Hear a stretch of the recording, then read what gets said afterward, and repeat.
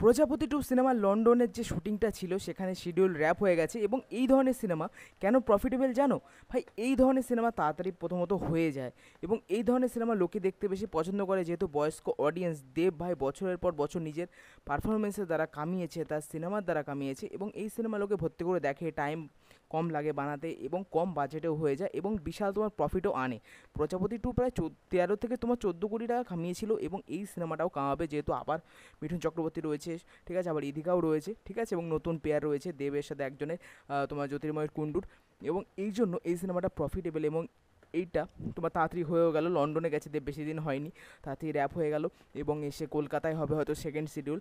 ভাই এই জন্য এই সিনেমাটা এত প্রফিটেবল, এবং প্রজাপতি টু ডিসেম্বরে আসবে, লোকে ওই টাইমটা দেখতে সিনেমা বেশি পছন্দ করে, এবং এবং আমি গ্যারেন্টি দিয়ে বলে দিতে পারি যেই সিনেমায় রিলিজ হোক না কেন, প্রজাপতি টু বিশাল বিজনেস করবে, ঠিক আছে, এবং এটা বিশাল প্রফিট এনে দেবে, যেটা দেবের পরবর্তীকালে অন্য সিনেমায় কাজে লাগবে সেই টাকাটা। সো ওভারঅল মিলিয়ে প্রজাপতি টু প্রফিটেবল ভাই সব দিক থেকে। তো প্রজাপতি টু এর জন্য অপেক্ষা করে রয়েছে, দেখা যাক কেমন হয়, যেহেতু গল্পটা বিদেশে নিয়ে গেছে এবং কিছুটা কলকাতায় থাকবে, তো দেখা যাক কেমন হয়, এবং দেবের লুকটাও বেশ ভালো লাগছে।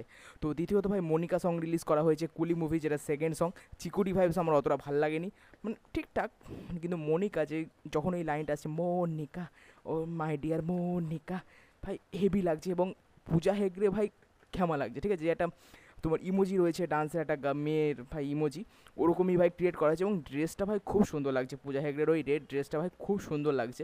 এবং যে পূজা হেগড়ের থেকে পুরো ভাই অ্যাট্রাকশনটা কেড়ে নিয়েছে সে হলো ভাই সবিন নাম, যিনি মাঞ্জুয়াল বয়সেও ছিল, তাকে আমার খুব ভালো লাগে, তার ছোটোখাটো সিনেমাও দেখেছি, আমার বেশ ভালো লাগে, এবং ভাই সে এখানে রয়েছে কুলি সিনেমা, এবং তার ডান্সটা ভাই ভাই মন কেড়ে নিচ্ছে, এবং যে সিম্পল ডান্স যেটা রিলেটেবল সবাই করতে পারে, এবং গানটা খুব ভালো হয়েছে, যেটা দেখ দারুণ লাগছে।